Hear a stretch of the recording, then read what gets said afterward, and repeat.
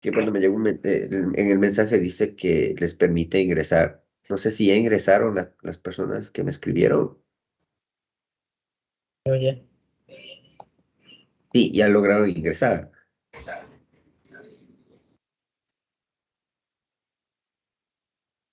Chicos, si me escuchan. Sí, Ah, ya, ya, ya. Eso quería saber. Si es que ya lograron ingresar o no. ¿Me confirman?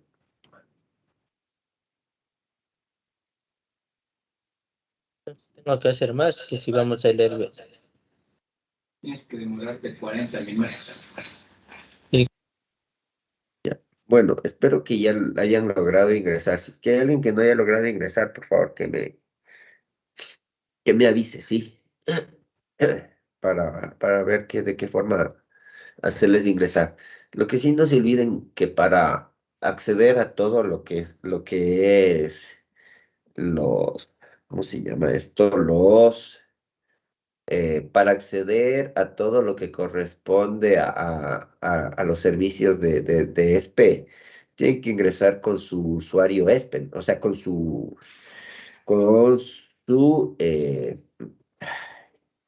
dirección o con su usuario de ESPE. Eso quiere decir el correo electrónico que normalmente les entregan a ustedes.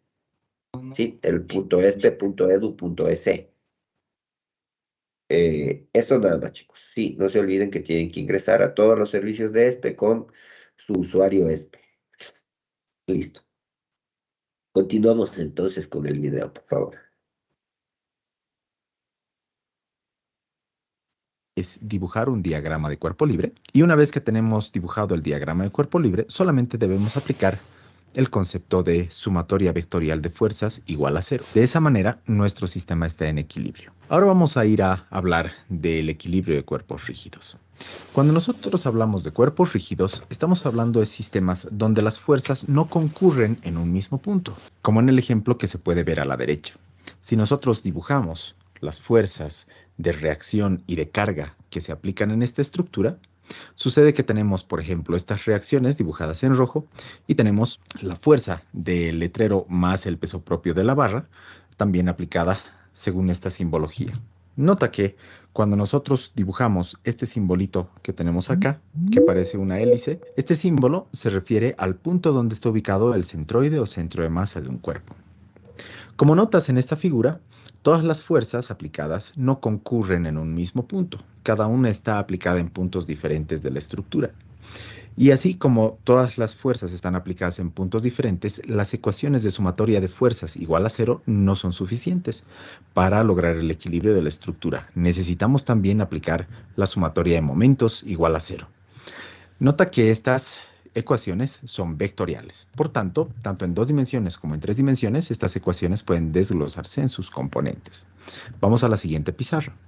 En el caso más general, entonces, nosotros en 3 dimensiones tenemos que las ecuaciones de equilibrio, que en forma vectorial las tenías mostradas en la pizarra anterior, acá se desglosan en 6 ecuaciones. 3 componentes de fuerza y 3 componentes de momento de fuerza.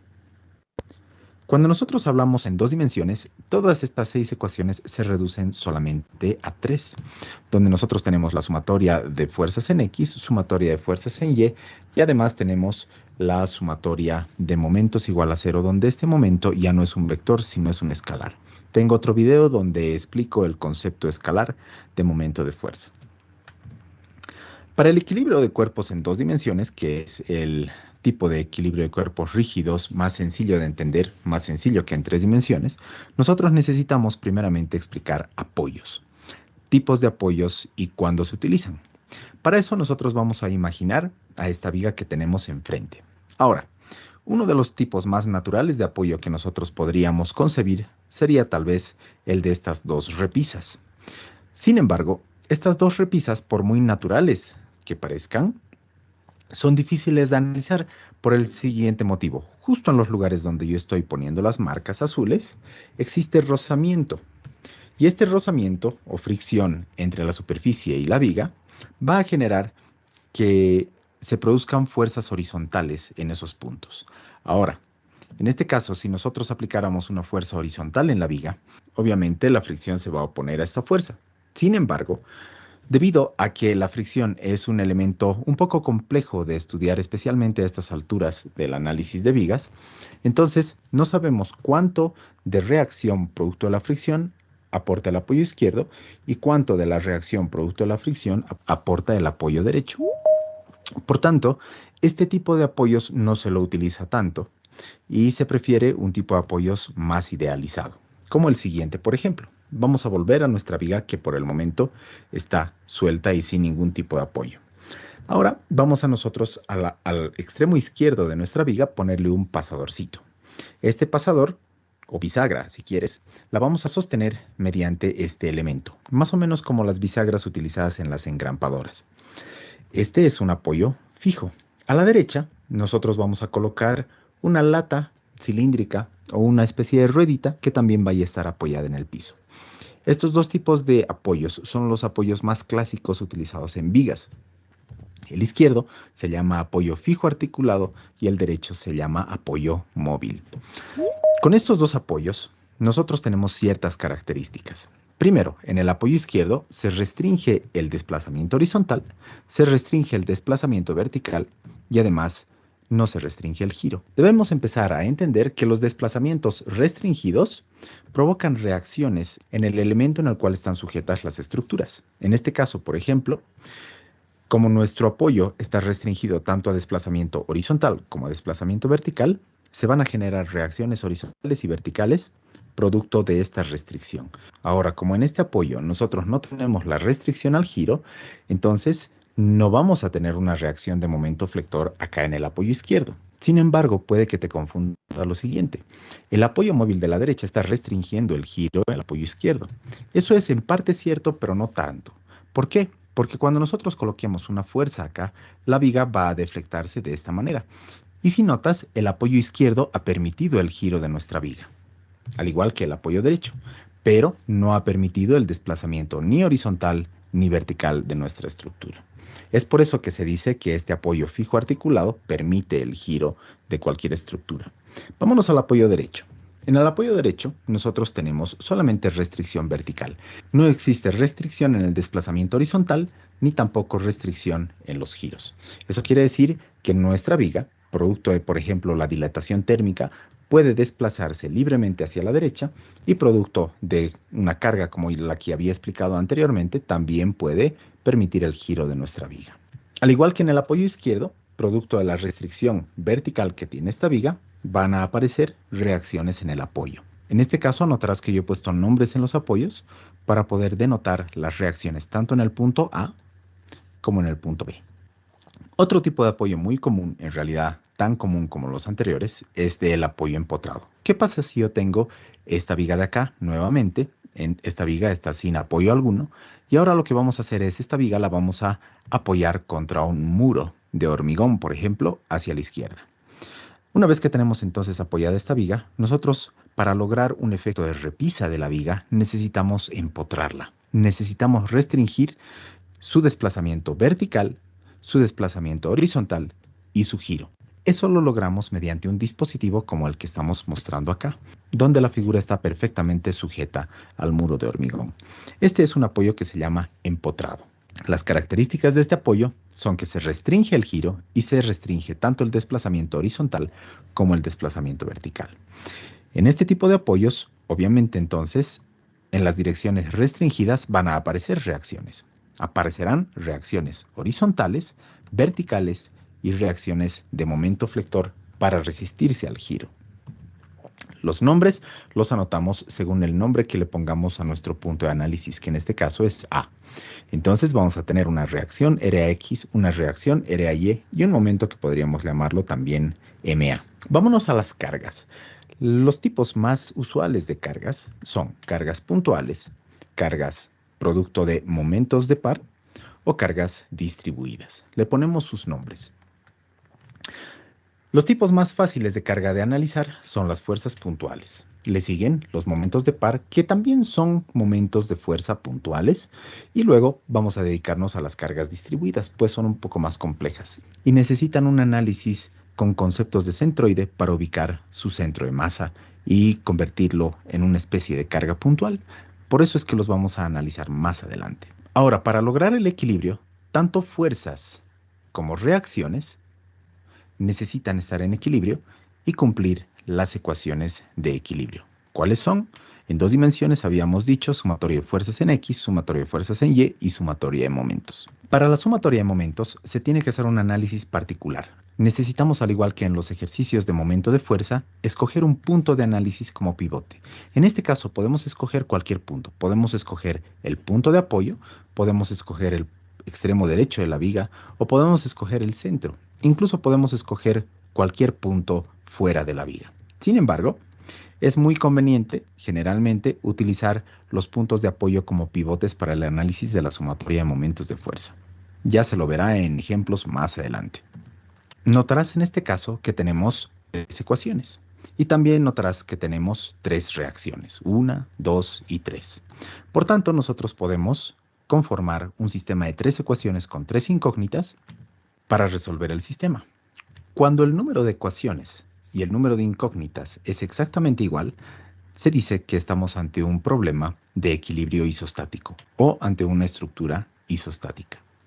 Vamos a ver qué pasa cuando nosotros tenemos más o menos ecuaciones que el número de incógnitas. Cuando nosotros tenemos más número de ecuaciones o menos número de ecuaciones que el número de incógnitas, estamos ante sistemas indeterminados. El primer tipo de sistema indeterminado consiste en estructuras hiperestáticas. Vamos a nosotros conceptualizar nuestro modelo de viga mencionado anteriormente. Este modelo de viga tiene tres reacciones que se pueden resolver con las mismas tres ecuaciones de la estática. Sin embargo, ¿qué pasa si nosotros ponemos un apoyo adicional acá, justo al centro de la viga o en cualquier otro punto? Acostumbrémonos siempre a nombrar nuestros puntos de apoyo con letras. Si nosotros ahora mostramos nuestras reacciones en los tres puntos, notarás que tenemos 4 reacciones. Para resolver estas 4 reacciones, nosotros vamos a volver a llamar a nuestro sistema de 3 ecuaciones. Lamentablemente, en este caso, vamos a tener más incógnitas que ecuaciones. Este sistema no se lo puede resolver. Tenemos 4 incógnitas y 3 ecuaciones. Cuando el número de ecuaciones es menor al número de incógnitas, estamos ante un problema de estructuras hiperestáticas. Las estructuras hiperestáticas se caracterizan por tener una cantidad mayor de apoyos que las estructuras isostáticas y generalmente eso se logra para darle mayor seguridad a la estructura. Las ecuaciones faltantes para poder resolver este tipo de estructuras las obtendremos de la teoría de resistencia de materiales, que se explica en la materia de estructuras hiperestáticas en la universidad. Otro tipo de sistema indeterminado es el de estructuras inestables. Cuando nosotros tenemos, por ejemplo, dos apoyos como los mostrados, estos dos apoyos van a generar las siguientes reacciones, solamente reacciones verticales, tanto en el apoyo A como en el apoyo B. En este caso, si nosotros, por ejemplo, aplicáramos un sistema de fuerzas donde una de ellas es horizontal, ya estarás intuyendo que todo este sistema de viga más los apoyos va a intentar desplazarse hacia la derecha como si fuera un coche. Entonces esta estructura no está en equilibrio. Si nosotros escribimos nuevamente las ecuaciones de equilibrio de la estática y nosotros escribimos la cantidad de incógnitas, notarás que tenemos solamente 2 incógnitas y 3 ecuaciones. En el caso en el cual el número de ecuaciones es mayor al número de incógnitas, entonces estamos ante un sistema inestable o ante una estructura inestable. Ahora podrás decir tú, ¿qué pasa si nosotros ponemos un apoyo en el centro? Y estaríamos ante un sistema donde nosotros tenemos en el punto C una reacción en Y que contribuye a la cantidad de incógnitas. Ya tenemos 3 ecuaciones y 3 incógnitas. Sin embargo, en este caso también estamos ante una estructura inestable. ¿Por qué? Porque en la ecuación de sumatoria de fuerzas en X igual a 0, no tenemos ninguna de las incógnitas actuando en la ecuación. O sea, si nosotros escribiéramos acá la ecuación sumatoria de fuerzas en X igual a 0, tendríamos que fuerza 1 es igual a 0. Y acá la fuerza 1 obviamente no es igual a 0. Podrá adoptar cualquier otro valor. Por tanto, esta ecuación muestra inestabilidad. Por tanto, no es suficiente solamente con que el número de ecuaciones se iguale al número de incógnitas. Para explicar de una manera un poco más sistemática qué es lo que sucede en cuanto a estabilización del sistema acá, nota que todas las reacciones tienen líneas de acción verticales. Si las líneas de acción de todas las reacciones son paralelas, entonces el sistema no está en equilibrio. Vámonos a otro caso de inestabilidad. Imagina que tenemos el siguiente sistema de apoyos. Acá, si nosotros dibujamos las reacciones según lo aprendido, vamos a notar que por un lado tenemos tres reacciones, hasta ahí todo bien, porque tenemos tres ecuaciones de la estática. Por otro lado, las líneas de acción de nuestras reacciones no están todas paralelas, entonces está todo bien. Pareciera que este sistema esté en equilibrio, pero intuitivamente sabemos que si aplicamos una fuerza acá, entonces nuestra viga va a tender a desplazarse hacia abajo en una situación de no equilibrio. Por tanto, ¿qué es lo que está pasando? Si nosotros dibujamos las líneas de acción de todas las fuerzas, RAX y RBX, y luego la línea de acción de RAY, nosotros notamos que todas las líneas de acción interceptan en un solo punto, en este caso en el punto A. Si nosotros hiciéramos sumatoria de momentos respecto al punto A, notamos que ninguna de las reacciones genera brazo. Por tanto, si nosotros aplicáramos una fuerza F a una distancia D de nuestro apoyo A y aplicáramos esta fórmula de sumatoria de momentos, nosotros notaríamos que no ingresa ninguna de las reacciones dentro de la ecuación, pues ninguna de ellas genera brazo. Este es otro caso en inestabilidad. Y lo único que tendríamos sería la fuerza girando en el sentido horario multiplicado por la distancia y todo igual a cero. Y esto no es del todo cierto, porque ni la distancia es cero ni la fuerza, ¿no? La distancia y la fuerza pueden adoptar cualquier otro valor que no sea cero. Por tanto, esta ecuación de acá también denota inestabilidad de la estructura. Todas las líneas de acción entonces de reacciones concurren en un mismo punto. Ese es otro caso de inestabilidad. Nosotros tenemos otro caso de inestabilidad si, por ejemplo, dibujamos esta viga. Notas que acá nosotros tenemos una reacción y acá tenemos otra reacción. Debido a la configuración del apoyo, estas reacciones son perpendiculares al plano que sostiene el apoyo. Si nosotros dibujamos las líneas de acción de esta reacción y la línea de acción de esta reacción, notarás que también coinciden estas dos reacciones en un solo punto. Y si nosotros hacemos la sumatoria de momentos en este punto, pues sucede exactamente lo mismo que sucedía en el anterior ejemplo. Por tanto, ahí tenemos dos tipos clásicos de inestabilidad. Obviamente, para entender mejor el equilibrio de cuerpo rígido, necesitamos de algunos ejemplos que los mencionaré y resolveré en siguientes videos. Que el video te haya sido útil. Chao, chao.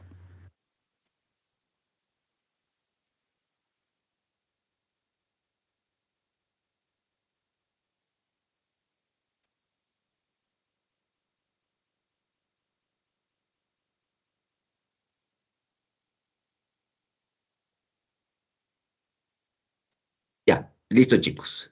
Yo creo que el video es el más completo que puede haber en lo que respecta al equilibrio, especialmente en dos dimensiones.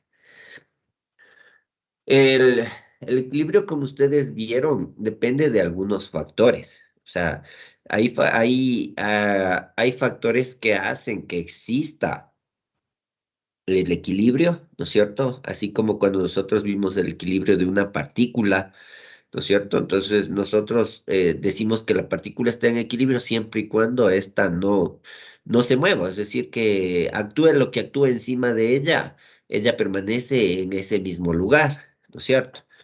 Ese mismo criterio se lo hace acá, pero acá tiene, no sé si me escuchan, por favor. Sí, que sí se le escucha. Ya, pero gracias, chicos. Pero resulta que acá lo que sucede es lo siguiente.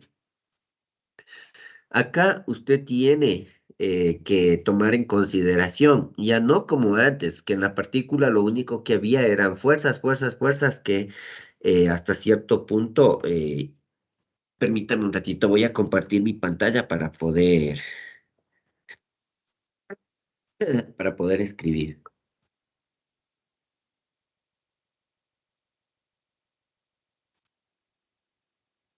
Permítame un segundito nada más.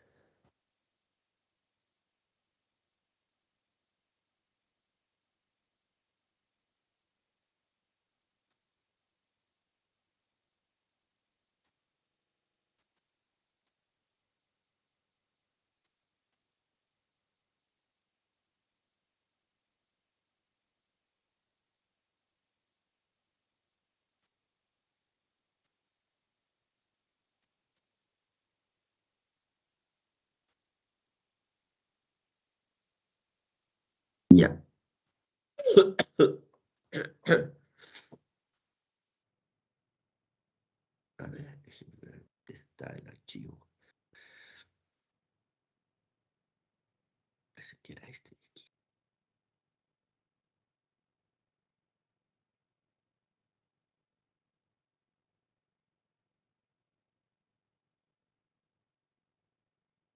A ver, ahora sí.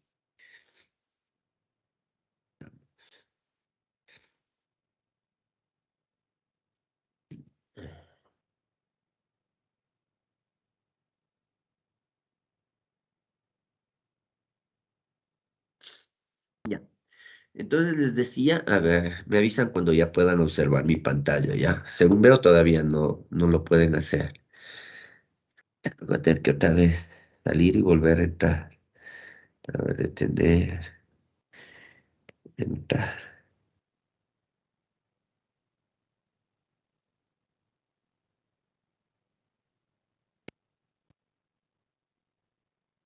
Parece que ahí sí. Sí, ahí sí se ve. Ya, listo. Entonces, ¿qué es lo que sucedía cuando hablábamos de una partícula? ¿No es cierto?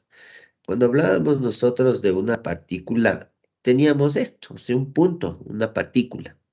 Y la partícula se representaba como fuerzas que eran cuerdas, que estaban unidas y un montón de cosas más, ¿no es cierto? Eso era en nuestro inicio, lo que nosotros podíamos calcular, ¿no es cierto? Entonces no se olviden, ¿no? Tenía una partícula y sobre esta partícula actuaban fuerzas, ¿no es cierto? Y podían ser fuerzas hacia adentro, hacia afuera, de cualquier tipo de fuerza. Sí, pero siempre sobre una partícula, es decir,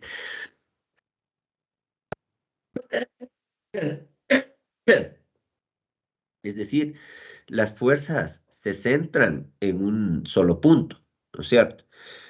Lo que sucede en cambio con los cuerpos rígidos, tal cual como ustedes vieron, al ser un cuerpo más grande, según veo, se fue otra vez. Perdón un ratito.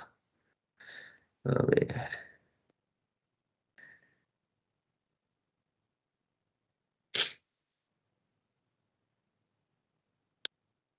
El iPad se pone solidario conmigo, no quiere tampoco dar clases.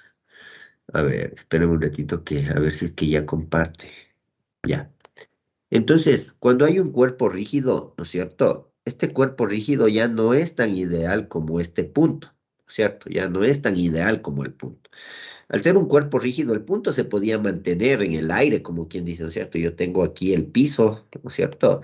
Y el punto, la partícula, se podía mantener en el aire porque todo lo que le sucedía era despreciable a la partícula, ¿no es cierto? Quiere decir que no tenía peso, entonces estaba ahí en el espacio y no le pasaba nada. Entonces, lo único que actuaban eran determinadas fuerzas sobre ella, pero nada más. Y como lo que buscábamos era equilibrio, entonces simplemente esa partícula, lo que buscábamos es que cualquiera que sean las fuerzas, hacíamos una sumatoria de fuerzas y esa sumatoria de fuerzas tenía que ser igual a cero, es decir, que no se mueva, que no le pase nada, eso nada más. Pero cuando ya hablamos de un cuerpo rígido, por ejemplo, una madera, ¿no? ¿No es cierto? Y hablamos de un cuerpo rígido. Este cuerpo rígido yo no lo puedo dejar así en el espacio porque no va a flotar como la partícula. Este cuerpo rígido tiene que estar asentado en algo, ¿no es cierto?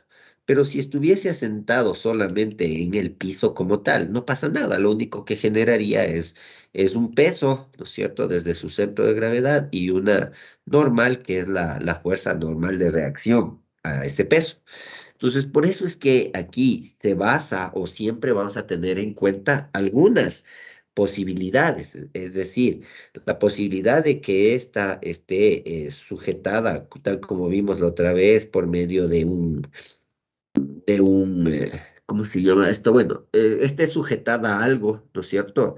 Algún tipo de base, o que aquí esté con una bola así tipo Rulimán, o que de pronto no tenga esa bola tipo Rulimán y que tenga, se me ocurre, eh, un cilindro aquí abajo, ¿no es cierto? Un cilindro aquí en la parte de aquí debajo que tenga un cilindro sobre el que esté asentado, o puede ser que muy posiblemente esté asentada solamente sobre aquí algún punto, ¿no es cierto? Sobre un punto. Hay muchas formas de asentar, ¿no es cierto? Hay muchas formas, y esas son las que ya vimos, me parece, la semana anterior, pero sin embargo lo vamos a volver a analizar. ¿Qué es lo importante de aquí? ¿No es cierto? Y eso como una previa a lo que vamos a ver. Lo importante de aquí es lo que no puede hacer el cuerpo rígido.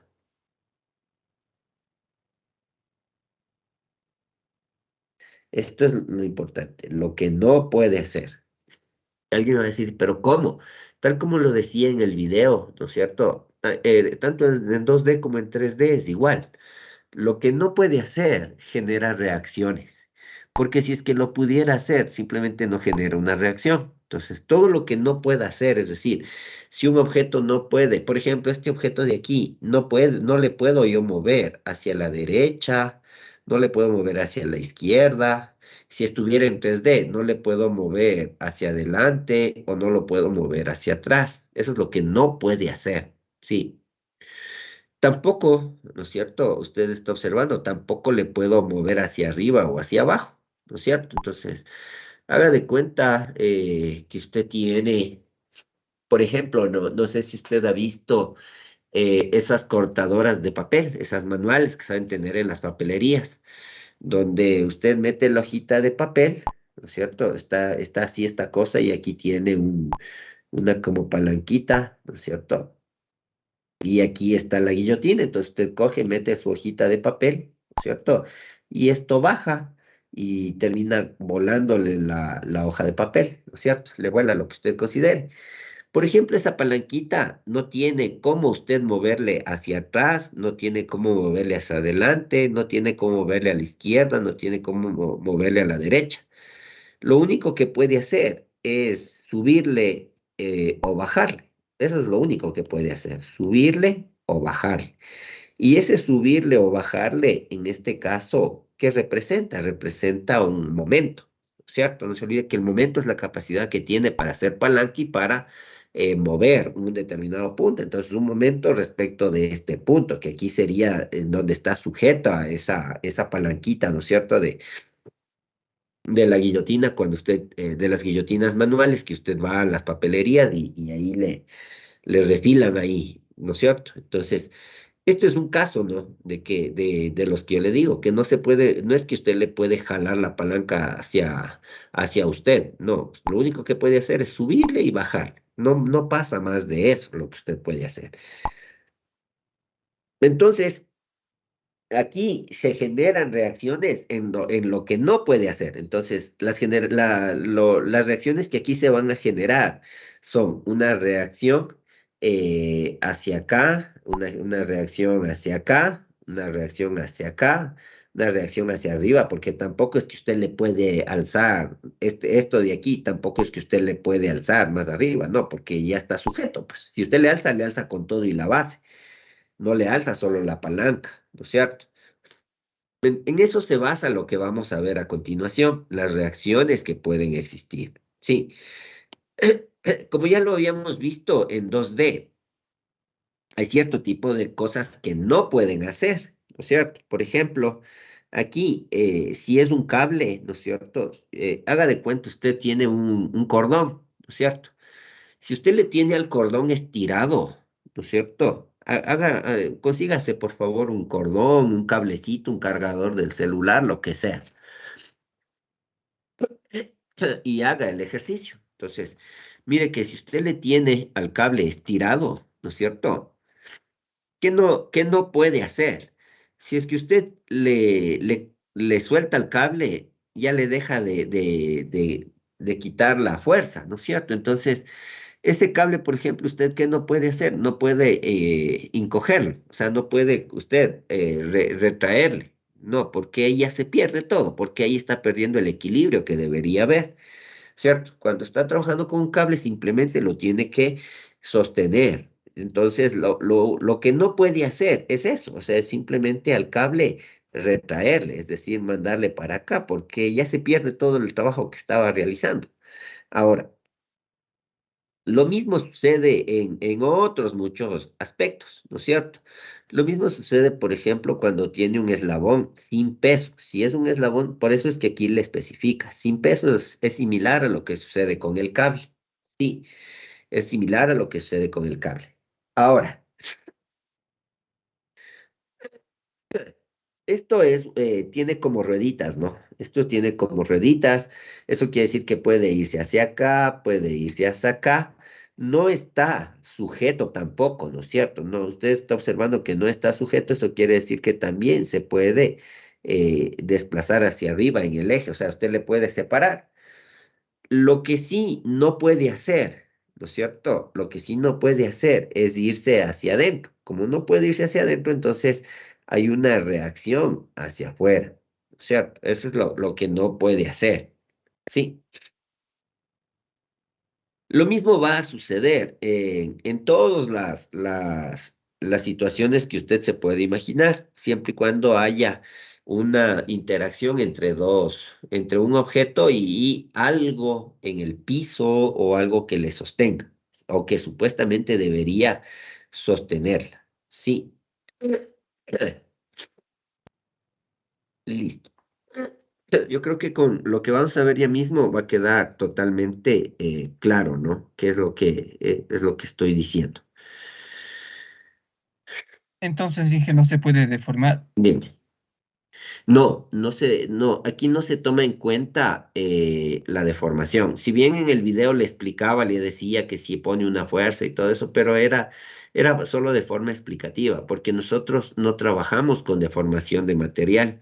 Nosotros trabajamos con materiales que son de tipo ideal, o sea, que no se van a deformar, que no que no tienen, por ejemplo, la interacción de acuerdo a la temperatura ni nada de eso. O sea, trabajamos con materiales que son de tipo ideal nada más.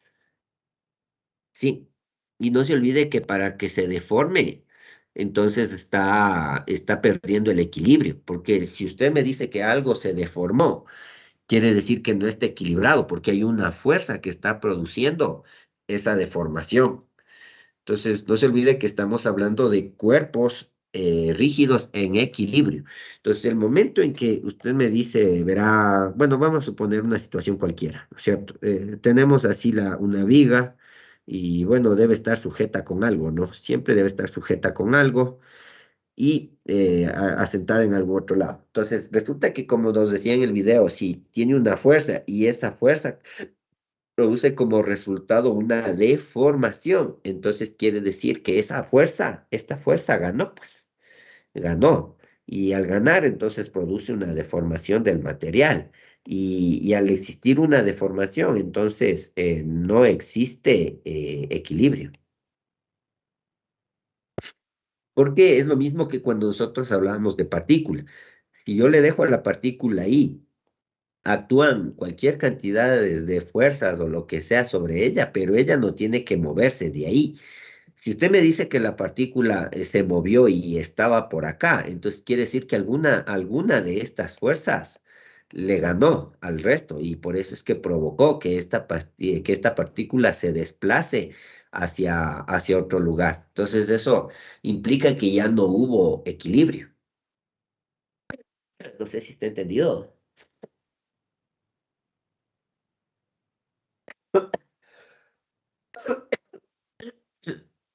¿Sí está entendido?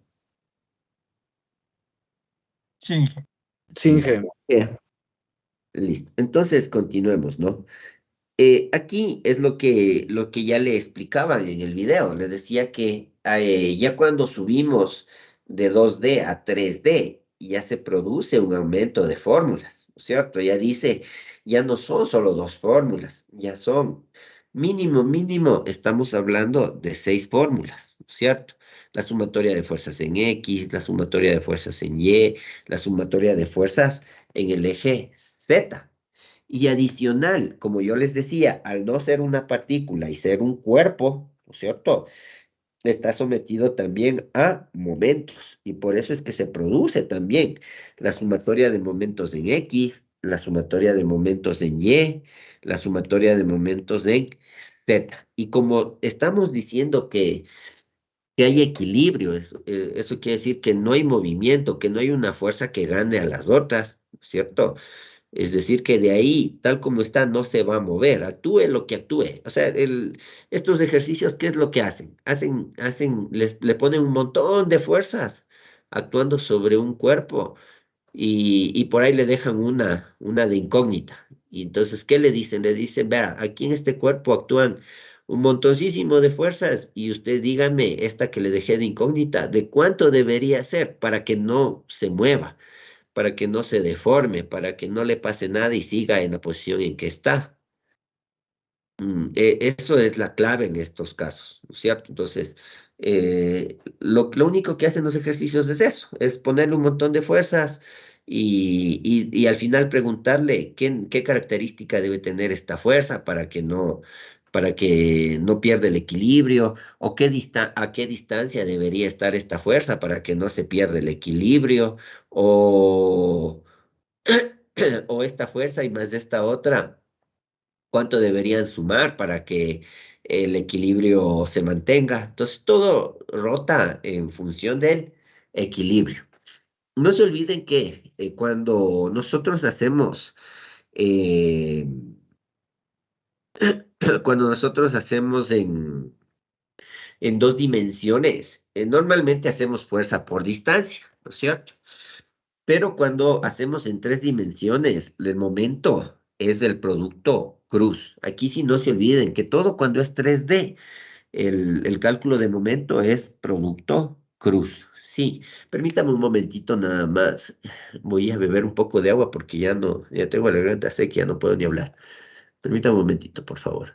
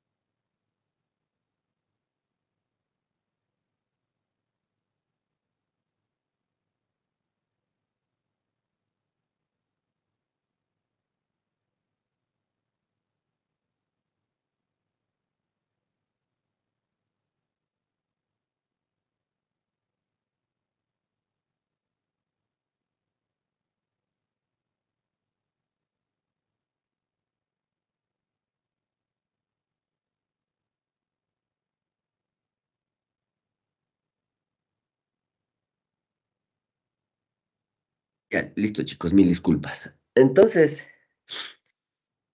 les decía yo de que nosotros cuando vamos a trabajar en 3D es bastante similar, o sea, la propuesta es la misma, o sea, es lo mismo que hace en 2D, la única diferencia que en 3D ya no tiene que trabajar solo con dos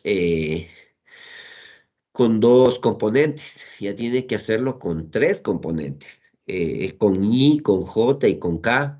Hay veces que también se suele trabajar en forma de punto, es decir, en forma de terna, ¿no? ¿Qué es una terna? Cuando tiene A, coma B, coma C. Esta es una terna. Ahora, si es que va a trabajar en forma de vector, entonces AI más BJ más CK. Sí, entonces así es como se trabaja. Y por eso es que cuando usted calcula los momentos deben ser calculados con producto cruz. Sí, eso por favor no se olvide, eso no se olvide. Ya, si es que nos da el tiempo, ya vamos a hacer un ejercicio. Listo. Entonces, vamos a ver, ¿no? Aquí está un poco más claro las relaciones de los puntos de apoyo. Mire. En el primer ejemplo, ¿no es cierto? Usted tiene un piso, ¿no es cierto?, donde está sentado